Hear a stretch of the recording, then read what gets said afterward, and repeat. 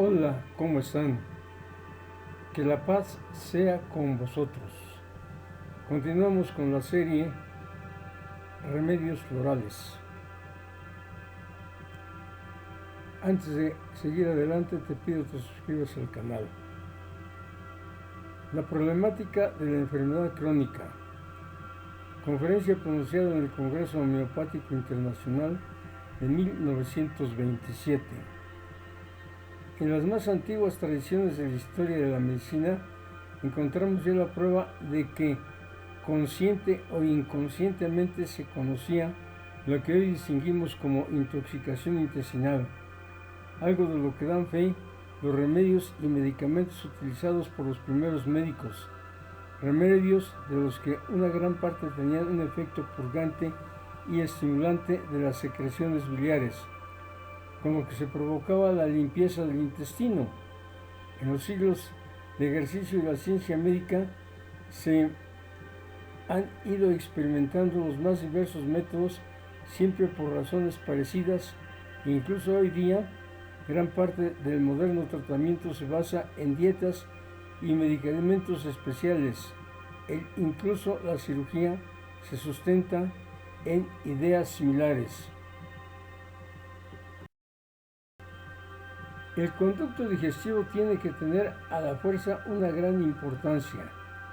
La superficie es mayor que la superficie epitelial de nuestro cuerpo. Además, está capacitado para absorber líquidos, una facultad que nuestra piel no posee en la misma medida. Ustedes pueden bañarse en cianuro potásico sin enfermar por ello. Sin embargo, la más mínima cantidad de cianuro potásico en el estómago podría ser letal. Ustedes podrían bañarse en aguas infectadas por las bacterias del tifus y de la difteria o por otro tipo de bacterias sin sufrir daños, pero si una cantidad microscópicamente pequeña de estos gérmenes alcanzara la boca, las consecuencias podrían ser muy graves e incluso mortales. El contenido del tracto intestinal es el medio en el que vivimos y del que obtenemos nuestros líquidos y nuestro alimento. Es similar al agua en que vive la ameba unicelular. Es de una importancia capital que se halle limpio y que contenga las sustancias necesarias para la vida, y además no puede contener ninguna sustancia que al ser absorbida pudiera producir daños al organismo, por no haber mecanismo de defensa contra ella. Es un auténtico misterio de la naturaleza el hecho de que sea capaz de eliminar los contenidos intestinales más variados, algo que se desprende del hecho de que se ha demostrado la capacidad de adaptación de todas las razas. Pensemos por un momento en los diferentes hábitos alimenticios que hay en cada país. Piensen en la cantidad de composiciones diferentes que puede tener el quimo intestinal como consecuencia de las diferencias de alimentación. Y a pesar de todo, las razas sobreviven. Hasta ahora, el castigo por una mala alimentación no es la muerte, sino la enfermedad, no la extinción del hombre, sino su degeneración. Lo más probable es que la raza humana viviera originalmente de alimento crudo, de frutas y alimentos de los trópicos, y el conducto digestivo humano se desarrolló para poder procesar ese alimento. Pero los descendientes de aquella raza emigraron a zonas climáticas más frías, y muchas son las naciones que viven casi exclusivamente de alimentos cocinados, algo que modifica completamente el contenido del intestino. Pero la raza sobrevive. No obstante, la humanidad no se sustrae del todo al castigo. Padece cientos de enfermedades, sufre un estado de salud debilitado y la pérdida de vitalidad física. Es bastante improbable que el hombre pueda retomar alguna vez a un estado primigenio, y aun cuando esto sucediera, en último término no nos afecta. Nos interesamos por los miles de millones de hombres de nuestro siglo y del futuro cercano que quieren vivir como nosotros lo hacemos ahora y que claman a voz en grito por la salud y por verse libres de sus padecimientos. Debemos rendir justicia a las necesidades actuales en lugar de cruzarnos de brazos esperando un futuro ideal. Cuando una raza vive de una alimentación contra natura, el contenido intestinal se modifica, tanto química como física o bacteriológicamente. Todos esos factores juegan su papel, pero en las personas con las que tenemos que tratar, la alteración bacteriológica es la más decisiva. Mientras en nuestra dieta tomemos fruta, ensaladas y otros alimentos crudos, los factores químicos y físicos pueden mantenerse dentro de límites normales mediante una alimentación que no se diferencie demasiado de la alimentación de la civilización.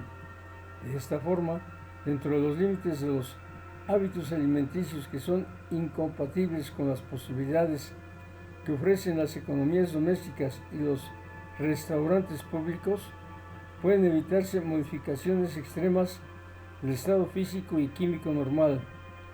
Soy de la opinión de que es posible comer diariamente en restaurantes y seleccionar los platos de tal forma que el intestino se mantenga limpio dentro de los límites razonables, sin necesidad de que rechacemos unos platos por nuestros prejuicios o prestemos demasiada consideración a otros.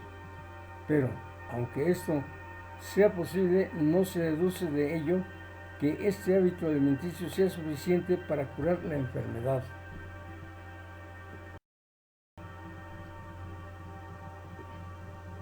Ese puede ser el caso de contadas situaciones, pero tratándose de infecciones crónicas o agudas, a la larga, el elemento bacteriano se opone a la mejoría del contenido intestinal, por lo que hay que aplicar otros métodos para acelerar el proceso de curación. De ahí que la infección bacteriana tenga mucha mayor importancia que un estado química o físicamente anormal del intestino, ya que es mucho más difícil de tratar. ¿Tiene ahora clara la diferencia que existe entre el contenido del intestino grueso de una persona que se alimenta con dieta cruda y el de otra que se nutre de alimentos cocidos? En este último caso, que es el que nos encontramos en el hombre civilizado, el contenido intestinal tiene por olor pútrido, color oscuro y es alcalino. Contiene muchos productos de descomposición y el contenido intestinal se compone de Bacillus coli, estreptococos y organismos esporíferos. Compárelo con un hombre sano que se alimenta de dieta cruda.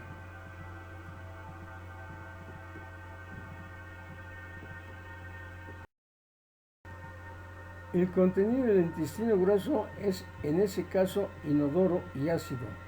Está libre de productos de descomposición y su contenido bacteriano se compone de bacterias lácteas y algunos Bacillus coli. Para cualquiera que esté familiarizado con este hecho, es suficiente razón para reflexionar seriamente. En muchos casos puede lograrse la curación incluso sin llegar a cambiar una alimentación poco natural. Si bien no voy a negar que la combinación conseguiría mejores y más duraderos resultados. Respecto a una alimentación sana, tiene una gran importancia el hecho de que, satisfaciendo las necesidades del cuerpo, nos preocupemos de que la reacción del intestino grueso se realice en medio ligeramente ácido, en lugar de medio alcalino habitual en la civilización occidental.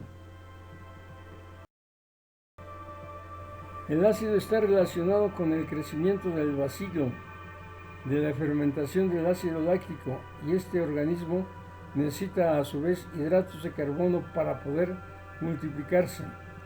El almidón normal se transforma en azúcar bastante antes de alcanzar el intestino grueso, pero la avena cruda, o mejor aún las nueces molidas, son excepcionales para dotar al cuerpo de un almidón que apenas se transforma en azúcar en el tracto superior del intestino.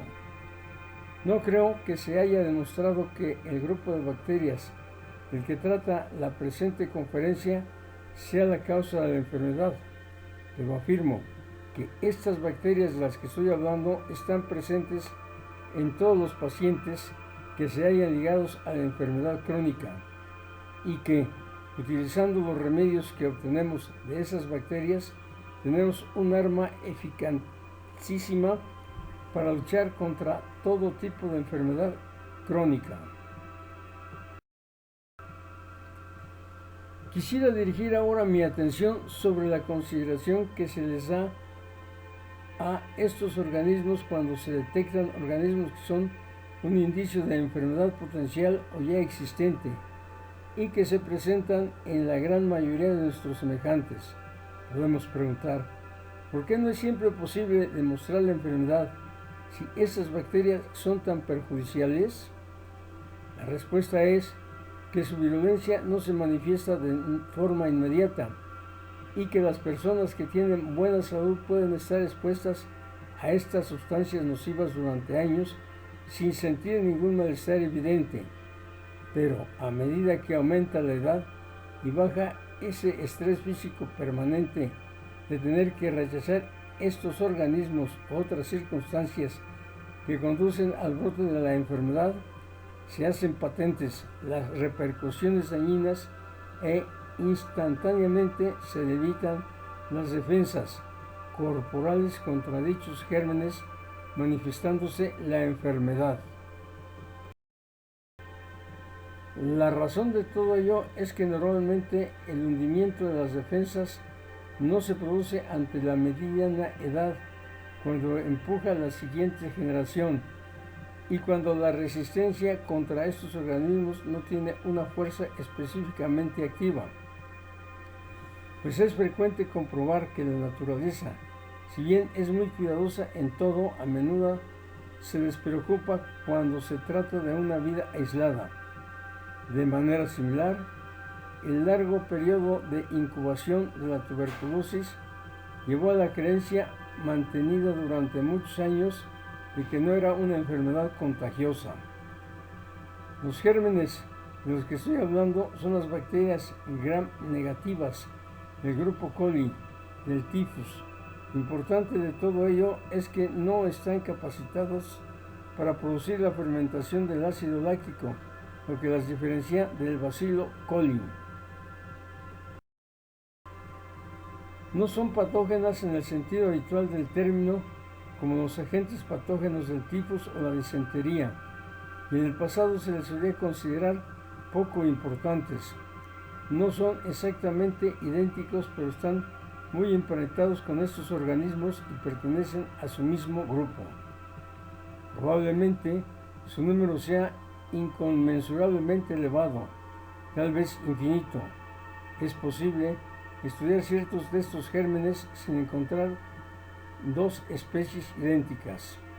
No obstante, podemos clasificarlos en grupos, aunque esto represente una clasificación un tanto grosera, dado que cada grupo incluye una multitud interminable de subespecies que se diferencian entre sí por detalles minúsculos. A tal efecto, estas bacterias que no fermentan en ácido láctico se clasifican en los 6 grupos siguientes. Disentería Gander, Fecaldis alcaligenes, Morgan, Proteus, Colis mutable. Se agrupan en función de su capacidad de producir la fermentación de diferentes clases de azúcares, para lo cual se han utilizado pocas clases para mantener lo más reducido posible el número de grupos.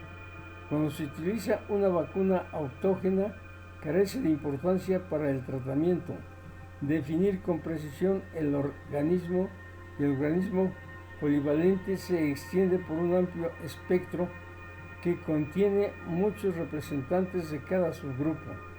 Por lo tanto, se trata de bacterias que la mayoría de las veces se consideran inofensivas, pero que en realidad son un síntoma de una enfermedad crónica y, cuando se utilizan correctamente, un remedio contra la misma. La prueba clínica de su poder curativo es demasiado convincente para dejar paso a la duda, algo sobre lo que volveré enseguida, pero en los laboratorios se van acumulando las pruebas de carácter no clínico que confirman la relación existente entre estos organismos y la enfermedad. Examinando a diario las heces de un paciente y registrando en una tabla los porcentajes de organismos existentes, puede establecerse la relación existente entre su estado de salud y la cantidad de bacterias encontradas. Con tal porcentaje me refiero a la relación entre el número de organismos anormales que no fermentan la lactosa y el número de bacilos coli presentes. Hablando en términos generales, se considera normal que solo existan bacterias coli, pero estas bacterias anormales pueden encontrarse en cualquier porcentaje, paréntesis, desde 1 a 100%, cierra paréntesis, en las colonias. Continuaremos. Da clic en me gusta, suscríbete al canal y activa la campana de notificaciones. Si puedes, envía tus comentarios. Luz, vida y amor.